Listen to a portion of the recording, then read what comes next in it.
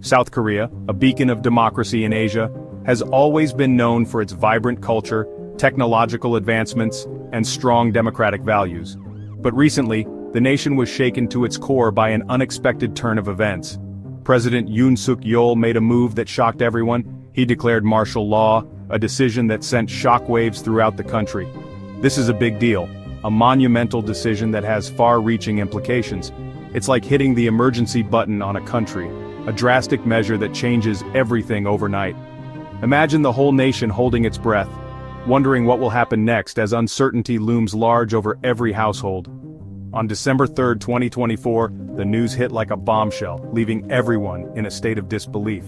President Yoon claimed there were imminent threats to national security. He pointed to North Korea and some groups within South Korea itself, suggesting that these elements were conspiring against the state. He said these anti-state forces were putting the nation in grave danger, necessitating immediate and decisive action. Martial law, he argued, was the only way to restore order and ensure the safety of the nation, a move that has left the country in a state of suspense and anxiety. So, what exactly is martial law? Imagine the military suddenly running everything. That's martial law in a nutshell. It's like the ultimate power-up for a government facing a crisis. But with great power comes great responsibility, and it can easily be abused. Under martial law, basic freedoms disappear. Want to speak your mind? Not so fast. Want to join a protest? Think again. The government clamps down on everything to maintain control. It's a drastic measure, and it's supposed to be temporary. The international community was watching with bated breath. The United States, a close ally of South Korea, expressed serious concerns. They weren't alone. Other countries voiced their worries too. Martial law raised a red flag about the future of democracy in South Korea. The situation was tense. Everyone was on edge, waiting to see what would happen next. Would this be the start of a slippery slope towards authoritarianism? Or would South Korea find a way to uphold its democratic principles? Section 4. A dramatic stand. In this chapter, we delve into one of the most intense moments in South Korean political history. The South Korean parliament wasn't going to take this lying down. Faced with a controversial decision by President Yoon, they knew they had to act swiftly and decisively. They called an emergency session, gathering lawmakers from all corners of the country. The urgency was palpable as they convened to address the crisis. Lawmakers from all sides slammed President Yoon's move. Heated debates filled the chamber, with impassioned speeches echoing through the halls.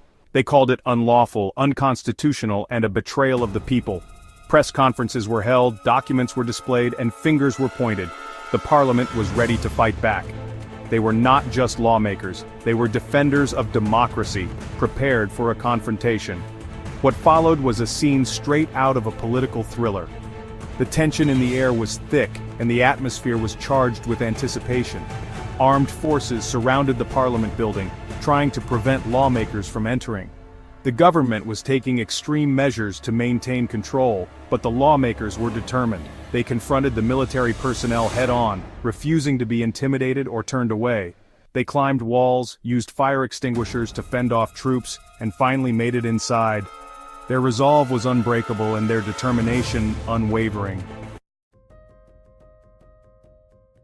Section 5. The U-turn and its aftermath.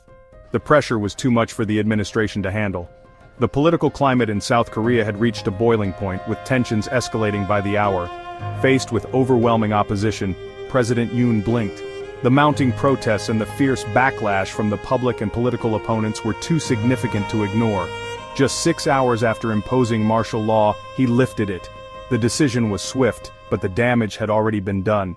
The rapid reversal left many questioning the stability and decision-making process of the government.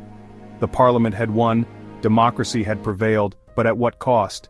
The damage was done. The streets of Seoul were filled with the remnants of protests, and the air was thick with uncertainty. Yoon's reputation was in tatters. The media was relentless, and the public's trust in his leadership was shattered. Headlines screamed of failure and defeat. His approval ratings, already in the dumps, plummeted further. The numbers were stark, reflecting a nation's disappointment and disillusionment with its leader. The opposition smelled blood and launched impeachment proceedings. They saw an opportunity to capitalize on the chaos and push for a change in leadership. The future of South Korea is uncertain. The political landscape is fraught with tension and the path forward is unclear. The country is deeply divided, families and communities are split, and the wounds from this political crisis run deep. The ghost of martial law still lingers, a stark reminder of how fragile democracy can be. The memories of those tense hours are etched into the national consciousness. The world is watching, hoping that South Korea can heal and move forward.